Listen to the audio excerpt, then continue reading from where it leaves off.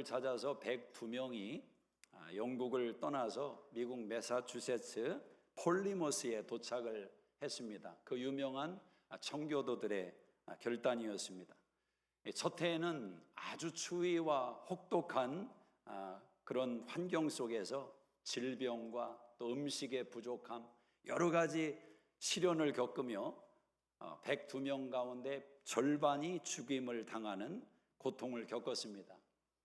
살고자 왔는데, 꿈을 가지고 왔는데, 그 꿈을 가지고 온 땅에서 무덤을 만들어주는 그들의 심정이 얼마나 고통스러웠겠습니까? 남은 자들이 완파노아그족이라는 인디언 부족의 도움을 받아서 씨앗을 뿌리고, 그래서 1년 후에 결실을 거두게 되었습니다. 그 결실을 함께 기뻐하며 식사의 자리를 마련했는데, 그것이 바로 우리가 오늘 지키고 있는 땡스기빙의 출발점이기도 합니다. 1863년에 링컨 대통령이 미국의 공휴일로 지정을 했습니다. 그래서 전 미국인들이 이때가 되면 신앙인이든 불신앙인이든 감사라는 단어를 자연스럽게 고백할 수 있는 그런 문화를, 토대를 만든 아주 중요한 날이기도 합니다. 청교도들이 맞이했던 그 첫 번째의 식사, 이 미국에 와서 그들이 맞이했던 추수감사의 그 결실을 맞이한 첫 번째 식탁은 눈물 없이는 먹을 수 없는 식탁 아니었겠습니까? 아마 그들이 음식을 먹었지만 동시에 눈에서 흘러내리는 눈물을 마셨을 겁니다. 영국 항구에 서서 바람을 맞으며 신앙을 지켜내기 위해서 그들이 항해를 출발할 때 손을 붙들고 기도하지 않았겠습니까? 하나님, 우리가 가는 이 길은 순종의 길입니다. 하나님 말씀에 순종하기 위해서 떠나고 있으니 하나님이 지켜주십시오. 그런 기대와 소망을 가지고 출발했지만 현실은 그렇게 녹록하지 않았습니다. 비바람이 거세게 몰아치고 두려움이 얼마나 그들의 마음속에 밀려왔겠습니까? 파도를 맞이하는 것보다 더 두려운 것은 마음속에 불확실한 두려움이 하루에도 12번씩 그들의 마음을 쳐오는 것입니다. 과연 이 길이 옳은가? 정말 우리가 결정한 이것에 하나님이 함께 하시는가? 신앙으로 결정했지만 수없는 의심과 두려움이 밀려오는 것도 사실입니다. 낯선 땅에서 시작된 농사와 불확실한 미래를 염려하며 보낸 그 시간 속에서 얻어낸 결실, 그걸 가지고 그들이 식사를 할 때 그 한 번의 식사는 단순히 한 끼의 식사가 아니라 그들의 전 인생을 담아내는 식사와도 같은 것입니다. 어찌 보면 오늘 우리가 드리는 추수감사도 마찬가지입니다. 2024년의 추수감사 예배지만 이 추수감사 예배를 드리기 위해서 여러분이 미국에 오셨던 그 시점부터 한번 생각해 보시기를 바랍니다.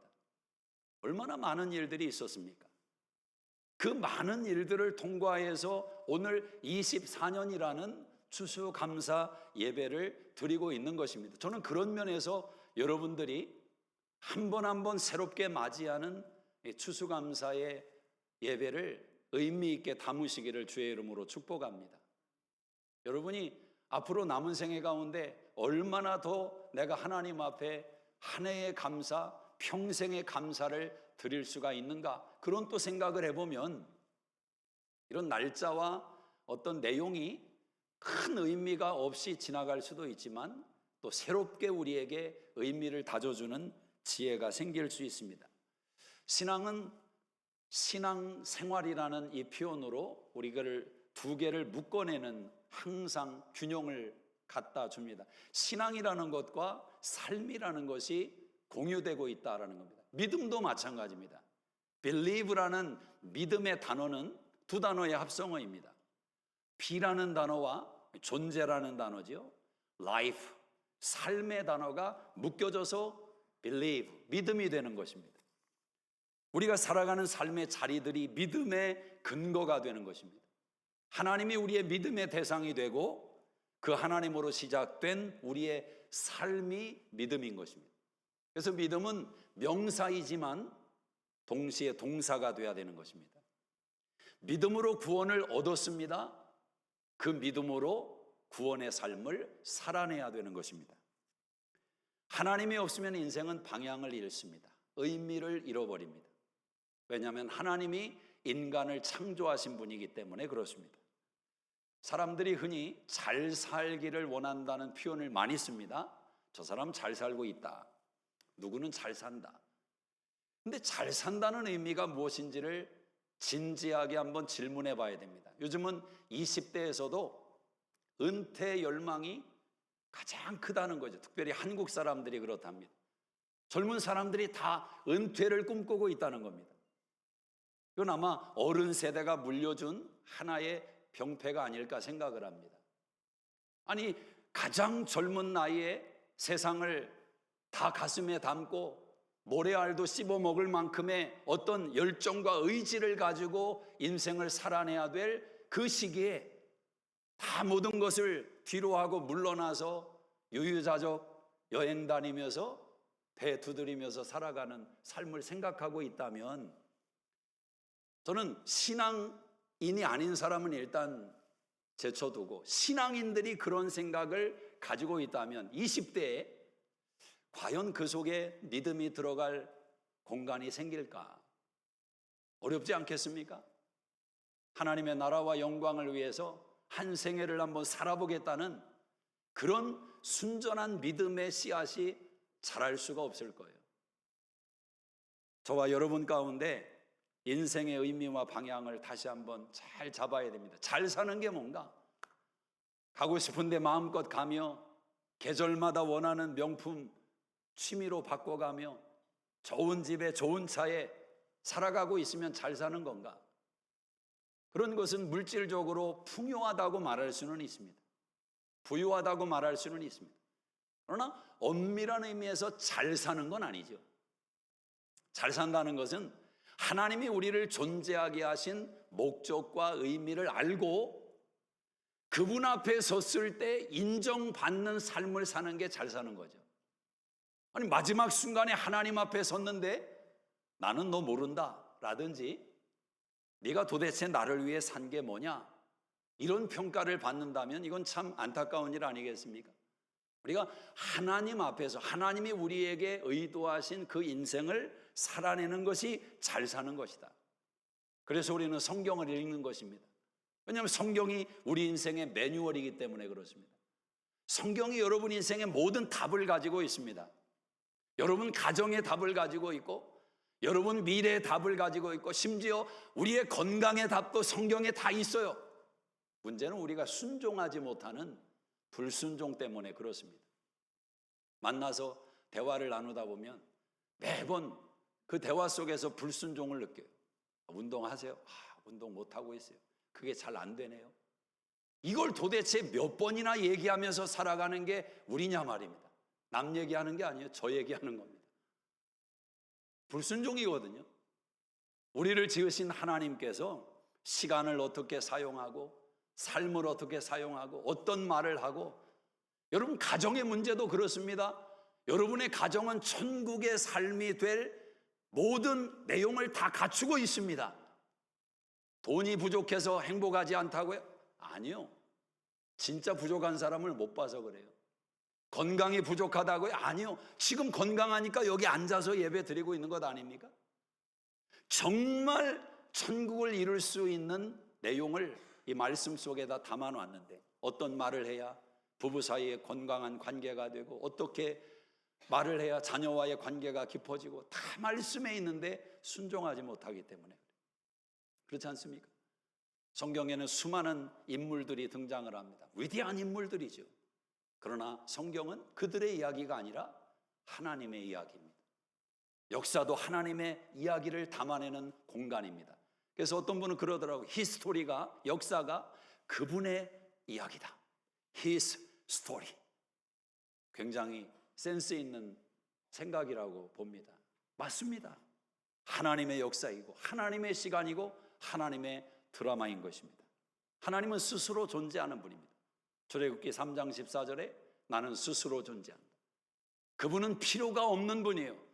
대상이 필요 없는 분입니다. 스스로 자족하시고 스스로 충만하시고 스스로 만족하신 분이 하나님이십니다. 하나님은 스스로 결정하시는 분이에요. 에베소 1장 11절에 모든 일을 자기 뜻의 결정대로 일하시는 하나님. 하나님은 후회가 없습니다. 하나님이 어떤 결정을 내놓고 시간이 지난 다음에 머리를 싸매고 나서 내가 그때 잘못했어, 내가 그렇게 하는 게 아닌데, 하나님은 그런 후회가 없습니다. 하나님은 결정한 것이 선이요, 결정한 것이 정답이요, 하나님의 결정이 진실인 줄로 믿습니다. 그분이 하나님이십니다. 그 하나님께서, 그 위대하신 하나님께서 연약한 인생을 붙드시고 하나님 자신을 쏟아 부으셔서 하나님의 이야기가, 하나님의 계획이 한 사람의 인생 가운데 드러나도록 만드시는 그분이 하나님이십니다. 오늘 요셉의 이야기를 여러분이 잘 아십니다. 추수감사 주일에 웬 요셉의 꿈 이야기인가? 그러나 요셉의 꿈 이야기 속에 우리가 진짜 감사해야 될 감사의 깊이를 한번 생각해 보기를 원합니다. 요셉은 꿈의 사람이었습니다. 사실 성경의 37장에 보면 요셉의 가정 배경을 이야기하면서 형제들 간에 불화하고 있는, 화목하지 못한 야곱의 가족을 설명해 주고 있습니다. 특별히 요셉을 미워했어요, 형제들이. 여기에는 여러 가지 이유가 있지만 아버지 야곱의 잘못된 양육법의 문제도 있었습니다. 자기가 라헬을 특별히 사랑하고 좋아했기 때문에 라헬이 낳은 첫 번째 아들 요셉을 야곱이 특별히 사랑했던 것 같습니다. 요셉에게는 채색 옷을 입혀주고 다른 형제들과 구별지게 만들었습니다. 이 자리에 계신 부모님들, 성경적인 부모의 양육법을 우리가 생각할 때 절대로 자녀를 차별두면 안 됩니다. 본인들은 그렇게 키우지 않는다고 다 말해요.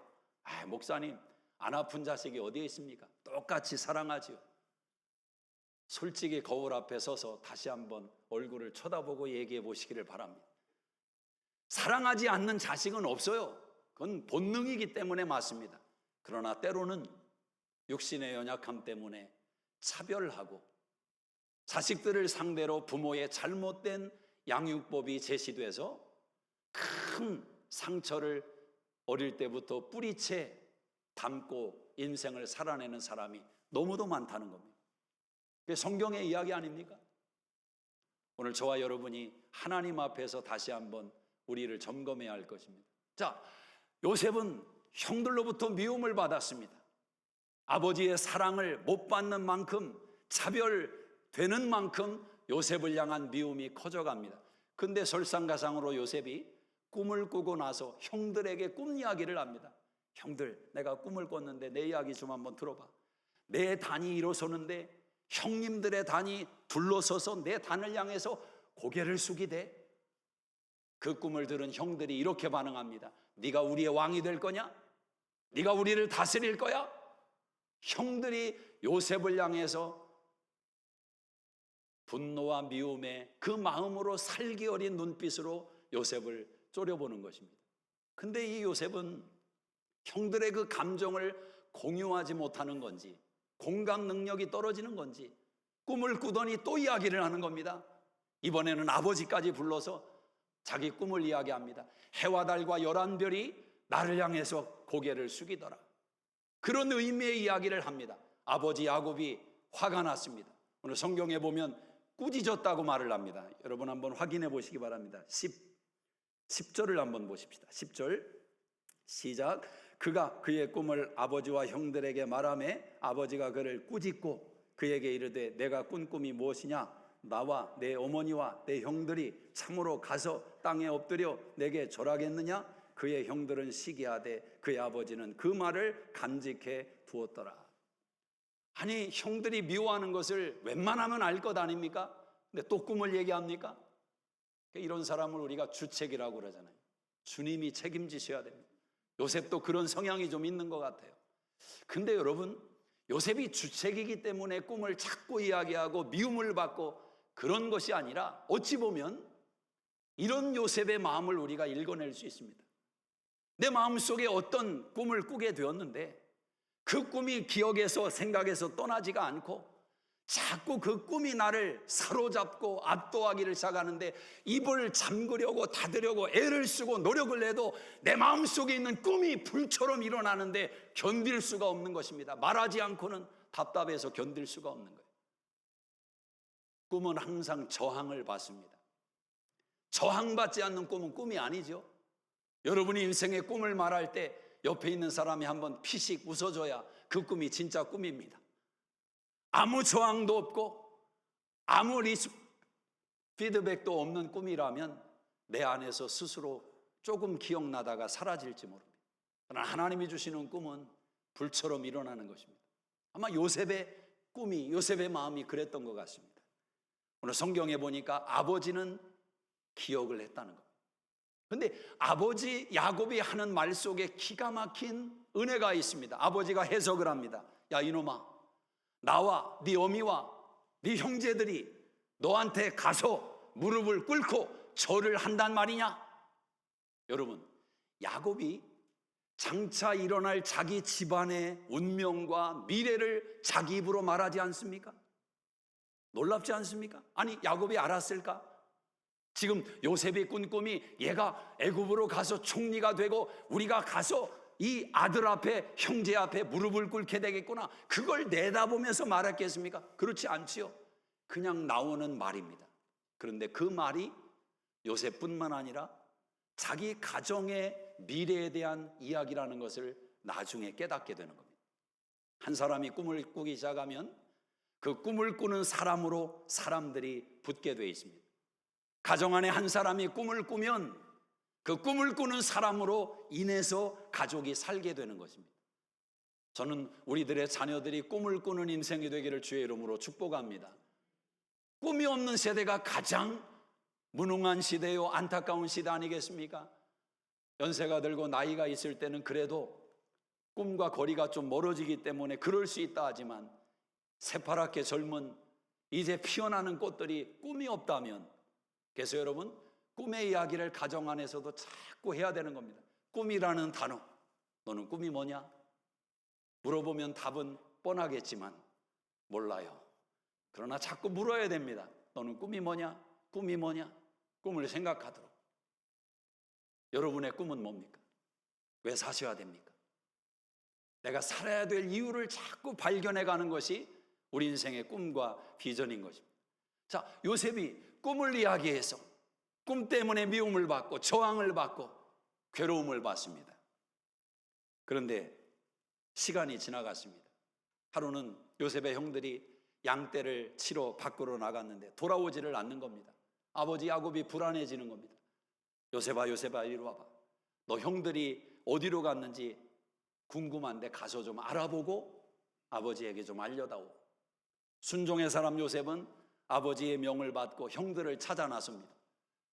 열심히 형들을 찾아 나서는데 형들이 어디에 숨었는지 눈에 띄지를 않습니다. 물어서 이제 형들이 있는 곳을 알게 되었습니다. 멀리 보니까 형들이 양을 치고 있는 모습이 보였습니다. 요셉이 얼마나 기뻤겠습니까? 형들을 만나기 위해서 요셉은 기쁜 마음으로 달려가는데 멀리서 그 요셉을 바라본 형제들은 요셉과 전혀 다른 생각을 가지고 있었습니다. 그 형들이 가지고 있는 생각은 무엇입니까? 우리 18절을 한번 읽어봅시다. 18절 시작. 요셉이 그들에게 가까이 오기 전에 그들이 요셉을 멀리서 보고 죽이기를 꾀하여 서로 이르되 꿈꾸는 자가 오는도다. 자, 우리가 그를 죽여 한 구덩이에 던지고 우리가 말하기를 악한 짐승이 그를 잡아먹었다 하자. 그의 꿈이 어떻게 되는지를 우리가 볼 것이니라 하는지라. 상상할 수 없는 생각이 형들 마음속에서 피어나고 있었습니다. 요셉을 죽이자. 여러분, 미움이라는 것은 겉으로 드러나지 않은 살인과 같습니다. 우리 예수님 말씀하셨죠. 미워하면 살인한 것이다. 아직 살인을 범하지 않은 것뿐이지 내 마음속에 미움이 가득 차 있다면 그 미움이 살인이라는 생명을 잉태하게 만든단 말입니다. 어떤 사람은 10년이 걸려서 그 미움이 살인으로 나올 수 있고 어떤 사람은 시간의 제약 없이 즉각적으로 그 미움이 만들어내는 살인을 경험합니다. 누군가를 미워한다는 것은 그 사람을 죽이기 전에 나를 먼저 죽이는 것입니다. 그래서 잠언 4장 23절의 말씀이 우리 신앙과 인생에 너무도 중요한 말씀입니다. 무릇 지킬 만한 것 중에 더욱 내 마음을 지키라. 생명의 근원이 이에서 남이니라. 여러분에게 해를 입히고 손해를 입히고 여러분 명예에 손상을 입힌 사람들이 살아가다 보면 생길 수 있습니다. 그러나 마음속에서 여러분이 미움을 키우지는 마십시오. 미움을 키우지는 마십시오. 오히려 그 미움의 대상을 인해서 여러분이 자라나셔야 됩니다. 커져가야 됩니다. 지금 요셉의 형들은 요셉을 죽이려는 마음까지는 없었습니다. 그러나 그 미움이 현실을 만나게 될 때, 아버지가 없고 외딴 곳에서 동생 한 명을 만나게 될 때 그 미움과 현실이 연합하니까 살인을 결정하게 된 것입니다. 그때 갑자기 놀라운 일이 벌어졌습니다. 요셉의 이야기가 멈출 수밖에 없는 그 상황 속에서 갑자기 이런 일이 벌어졌습니다. 22절을 한번 읽어봅시다. 22절 시작. 르우벤이 또 그들에게 이르되 피를 흘리지 말라. 그를 광야 그 구덩이에 던지고 손을 그에게 대지 말라 하니 이는 그가 요셉을 그들의 손에서 구출하여 그의 아버지에게로 돌려보내려 함이었더라. 장자인 르우벤이 갑자기 일어서더니 얘들아, 우리가 요셉 동생을 피를 흘려 죽일 이유가 뭐가 있느냐? 그냥 구덩이에 던져서 스스로 죽게 내버려 두자. 피를 흘려서 좋은 게 뭐가 있느냐? 형제들을 설득하는 것입니다. 여러분, 요셉의 꿈을 인해서 가장 마음속에 분노를 가질 사람이 누구입니까? 아버지 야곱인가요? 오늘 성경에 아버지는 마음에 그 꿈을 담았다고 말하지 않습니까? 아버지는 자식을 상대로 질투하지 않습니다. 자식이 힘이 세졌다고 해서 팔씨름해서 아버지가 졌다고 해서 분해하지를 않습니다. 이놈이 나보다 세네. 그런 부모가 어디에 있겠습니까? 자식을 부모 앞에서 칭찬할 때 사람들이 다 좋아합니다. 아이고, 애가 엄마보다 훨씬 예쁘네요. 이 말을 좋아하지 엄마보다 훨씬 떨어지네요. 누가 좋아하겠습니까? 부모는 질투하지 않아요. 그러나 형제는 질투할 수 있습니다. 특별히 르우벤, 장자 아닙니까? 그런데 요셉 자기에게 모두 절을 한다고 말을 했으니 가장 미움을 가질 사람은 르우벤입니다. 근데 르우벤의 마음이 갑자기 변한 것입니다. 왜 그런지 몰라요. 요셉을 살리려고 하는 것입니다. 구덩이에 던졌습니다. 근데 오늘 성경에 보니까 24절에 이렇게 말씀해요. 한번 읽어보세요. 24절 시작. 그를 잡아 구덩이에 던지니 그 구덩이는 빈 것이라 그 속에 물이 없었더라. 구덩이에 팍 던졌는데 물이 없었더라. 성경이 왜 그 이야기를 담아내고 있습니까? 물이 있고 없고가 얼마나 중요한 이유기에 물이 없었다는 것을 굳이 성경에 기록하고 있을까? 물이 없었기 때문에 요셉이 살아날 수 있다는 소망을 갖게 됩니다. 물이 없어요. 자, 그런데 더 놀라운 것은 미디안 상인들이 지나가다가 마침 그때 지나가다가 요셉을 은 20에 사서 가는 것입니다. 오늘 28절에 보세요. 28절에 시작. 그때 미디안 사람 상인들이 지나가고 있는지라 형들이 요셉을 구덩이에서 끌어올리고 은 20에 그를 이스마엘 사람들에게 팔매 그 상인들이 요셉을 데리고 애굽으로 갔더라. 그때가 언제입니까? 요셉이 구덩이에 빠졌을 때. 그때가 언제입니까? 형들이 요셉을 죽이려고 했을 때. 이 미디안 상인들이 너무 일찍 왔어도 안 되고 너무 늦게 왔어도 안 돼요. 그때에 요셉이 누구에게 팔려갑니까? 보디발 집에 팔려갑니다. 보디발이 누구입니까? 바로 왕의 시위대장입니다. 요셉이 억울한 누명을 쓰고 감옥에 들어갑니다. 그 감옥이 어디입니까? 왕의 왕궁 안에 있는 감옥이었습니다. 그래서 요셉이 바로 왕을 다이렉트로 만나게 됩니다. 그리고 애굽의 총리가 됩니다. 여러분, 이것이 우연입니까? 요셉의 사건 속에 일어난 이 한 가지의 일들이 과연 우연이라고 말할 수 있느냐는 거죠. 왜 르우벤의 마음이 갑자기 돌변했습니까? 왜 구덩이가 빠졌는데 물이 없습니까? 왜 그때 미디안 상인들이 지나가는 겁니까? 하필이면 왜 보디발 집입니까? 하필이면 왜 억울한 누명을 쓰고 목숨을 처형당하는 그 정도의 일은 아니지만 감옥에 갇힐 만한 상황으로 왜 요셉은 상황이 바뀐 것입니까? 우리는 요셉의 이야기 속에 보이지 않는 하나님의 손이 역사하고 있었다는 것을 깨닫게 되는 것입니다. 저는 여러분의 인생도 마찬가지라고 생각합니다. 여러분은 사건마다 구비마다 인생을 살아내고 있습니다. 아직 우리의 이야기는, 하나님이 우리를 통해서 만들어 가시는 하나님의 이야기는 끝을 맺지 않았습니다. 마지막 장이 아니라 말입니다. 그래서 어떤 사람의 인생은 구덩이 속에 들어가 있는 것처럼 답답함을 느낄 수 있습니다. 절망을 느낄 수 있습니다. 자기를 미워하고 죽이려고 하는 형들의 시선을 바라보며 두려움에 벌벌 떠는 것처럼 현실의 문제 앞에서 두려워하며 떠는 그 시기에 있는 사람이 있을 수 있습니다. 어떤 사람은 오해를 받고 모함을 받아서 억울함에 잠 못 이루는 나를 보내고 있는 그 상황 속에 놓여 있는 사람이 있을 수 있습니다. 우리는 저마다 사건 속에 들어가 있고 상황 속에 빠져 있습니다. 그런데 여러분, 그 모든 상황과 사건 속에 하나님의 계획이 있다는 사실을 한번 생각해 보시기를 바랍니다. 우리 인생에 하나님의 계획 속에 들어가 있다. 물이 없었더라. 이것이 감사의 조건이라는 사실을 그때는 몰랐습니다. 그러나 지나고 보니 가장 큰 감사가 물이 없었다는 사실이었단 말이죠. 우리는 채워져야 감사합니다. 그렇지 않습니까? 꽉 차야 감사해요. 뭔가 결핍이 있고 부족함이 있으면 감사가 안 됩니다. 우리 집은 뭔가 재정적으로도 채워져 있지 않고 항상 뭔가 부족한 것 같고, 나는 왜 이렇게 건강이 남들에 비해서 태어나기를 잘못 태어났나, 왜 이렇게 빌빌대고, 뭔가 채워지지 않은 결핍 때문에 우리는 감사를 못합니다. 근데 여러분, 시간이 지나고 나보면 진짜 감사가 어디에서 나옵니까? 꽉 채워진 데서 나오던가요? 정상에 올라가고 사람들이 다 나를 알아보고 명성을 얻은 후에 감사가 나옵니까? 물론 그때 감사를 드릴 수 있습니다. 감사해야죠.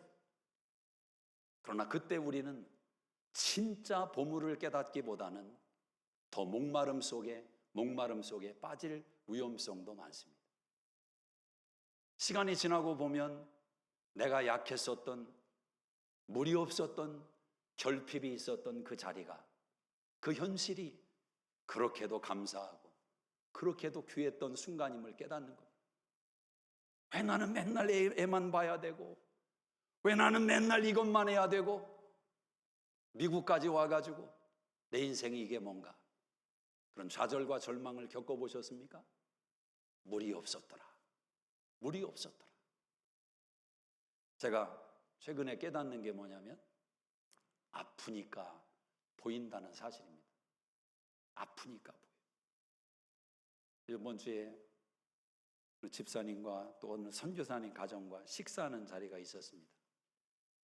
그 선교사님을 우연히 영상에서 어떤 말씀을 이렇게 듣다가 딱 보는데 제게 뭐가 보였냐면 얼굴이 이상하다 보였어요. 만나자마자 제가 몇 마디 하고 뭐를 질문했냐면, 혹시 얼굴에 무슨 문제가 있으시냐. 되게 실례인 거죠, 사실. 근데 그렇게 말할 수 있었던 것은 제게 문제가 있기 때문에 말할 수가 있는 겁니다. 구안의사가 오셨다고 치료를 받았지만 100%는 아직 치료가 안 돼서 스트레스를 받거나 문제가 있으면 또 그게 심해지는 경향이 있다. 그래서 이제 제 얘기를 했죠. 제가 저한테 침도 놓고 있고 이렇게 하고 있고 저렇게 하고 있고, 그러다 보니까 또 영적인 이야기도 나누고. 아프니까 보입니다. 여러분, 아프니까 들리는 이야기가 있지 않아요? 그렇지 않습니까? 진짜 보석 같은 내 삶의 가장 중요한 보물이 건강할 때 만났다는 사람은 아직 못 만나봤습니다. 잘 나가는 인생의 여정 가운데 내 인생의 보물을 만나봤다는 사람 못 만나봤어요. 이번 주에 한 영상을 보면서 깨달음이 왔습니다. 김미경이라는 한국의 아주 대표적인 스피치 강사죠. 이분이 코로나 기간에 새 세계에 눈을 떠가지고 막 비즈니스를 확장시켜 나가고 직원이 100명 이상이 되는 10배 이상이 증가하는 상황이 벌어졌었답니다. 새 시대에 적응을 한 거예요. 자기가 앞서간다고 생각을 한 거예요. 근데 갑자기 또 코로나가 지나가면서 세상이 바뀌니까 문제가 막 생기기를 시작합니다. 그래서 정신없이 어떻게라도 살아남아 보려고 집을 안 들어가면서 밤늦게까지 방송을 하고 돈을 벌여보려고 몸부림을 쳤다는 거죠. 근데 어느 날 밤 12시가 넘어서 회사에서 그러고 있는데 자기도 모르게 입에서 툭 그런 고백이 나왔다는 거예요. 나 집에 가고 싶다. 나 집에 가고 싶다. 여러분, 그 한마디가 담고 있는 그 의미를 이미 경험하신 분들이 있을 거예요.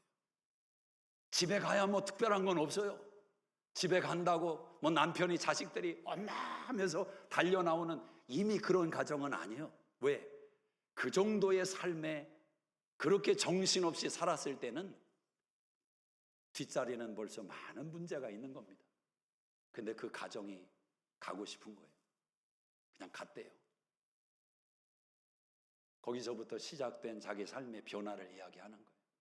아침에 출근하는 남편 잘 갔다 오라고 말하는 거, 이걸 힘들어할 정도의 현실이 돼 있는 자기를 발견한 거죠. 잘 살기 위해서 이렇게 온 건데 왜 이런 현실이 되었는가? 많은 생각을 하게 만들었습니다. 연약할 때 보입니다. 약할 때 보여요. 여러분이 아시는 대로 저는 10년 만에 딸을 낳았습니다. 자식이 없을 때 목회를 시작해서 교회에서 설교를 한 적이 있습니다. 제일 제가 힘들었던 건 뭐냐면 결혼한 커플에게 하나님 이 가정에 자녀를 주십시오 기도하는 거예요. 왜냐하면 그 기도를 하면 제 속에서 이런 말이, 사단이 막 이런 말을 해요. 너나 먼저 애 갖고 기도해. 너도 애 못 가지면서 무슨 기도를. 제 스스로 기도에 대한 힘이 약해지는 거예요. 그래도 했죠. 해야죠. 한 번은 사무엘상 2장 한나 설교를 강의하면서 했습니다. 제가 로마서 4장 17절의 말씀을 붙들고 아직 없지만 눈에 보이지 않지만 제 아버지가 적어주신 이름을 보면서 이름을 부릅니다. 성문아 성가야 이름을 부릅니다. 그렇게 설교했던 기억이 있습니다. 제 주머니에는 사실 요만한 애기 인형을 넣고 다녔습니다. 마음이 가라앉고 답답하고 막막하고 절망스러울 때 그 인형을 꺼내서 쳐다보면서 이름을 불렀습니다. 그 설교를 하고 알칸사스에 우리 교회 어르신들 모시고 여행을 다녀왔습니다. 기도원에 가서 기도도 하고 또 보석 캐는 흙더미에서 재밌는 시간도 보냈습니다. 그리고 돌아오는데 전화를 하나 받게 되었습니다. 어느 집사님의 아버님이 병원에 계신데 임종하실 것 같다는 거예요. 그래서 병원을 찾아갔습니다. 병원에 갔는데 이분이 이미 곡도 끊으시고 눈을 딱 감고 있는데 뜨지를 않아요. 불러도 답이 없습니다. 근데 기도를 하고 이제 가야 되는데 제 느낌에 꼭 돌아가실 것 같은 거예요. 금방. 그런데 여자 집사님 혼자 계시니 갈 수가 있어야죠. 그래서 계속 이야기하면서 기다렸습니다. 돌아가시기를 기다린 거죠. 이미 돌아가시는 진단은 받고 그 때를 의사들도 기다리고 있었던 차이입니다. 근데 한참을 이렇게 얘기하다가 우연히 집사람을 봤는데 집사람 얼굴이 노란 거예요. 병원에 가면은 그 병원 냄새를 맡으면 가끔 그런 증상이 있어서 그런가 보다 했는데 점점 심해지는 느낌이 들었습니다. 12시가 가까워오는 거예요. 안 되겠다. 사람 잡겠다. 그래서 이야기를 하고 병실을 나왔습니다. 그리고 복도를 같이 걸어가는데 생각 하나가 쑥 지나가는 겁니다. 혹시 참 민감하죠. 그런 생각. 혹시. 그래서 121 월마트에 들려서 임신 테스트기를 샀습니다. 그리고 집에 가서 테스트를 했어요. 임신이 된 거예요. 그 기쁨이라는 것은 여러분, 물론 저는 가상 임신을 몇 번 경험한 적은 있습니다. 저희 집 사람도 꼭 임신한 사람처럼 행동을 하는 거예요. 본인도 임신한 것 같대 이번에는.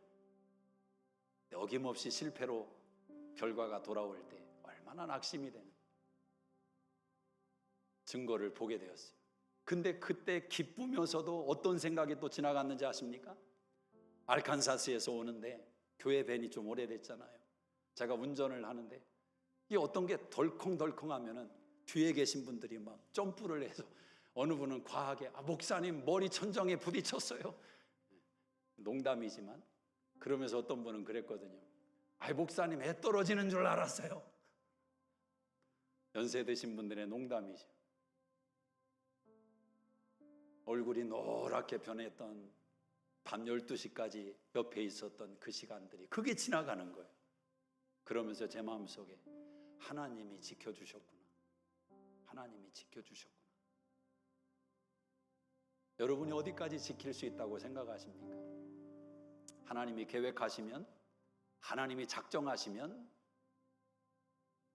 버스가 튀든지 점프를 하든지 얼굴이 노래지든지 파래지든지 하나님이 계획하신 것은 이루시는 줄로 믿습니다. 우리의 인생을 향한 하나님의 계획은 무엇이라고 생각을 하십니까? 물이 없기 때문에 감사해 보셨습니까?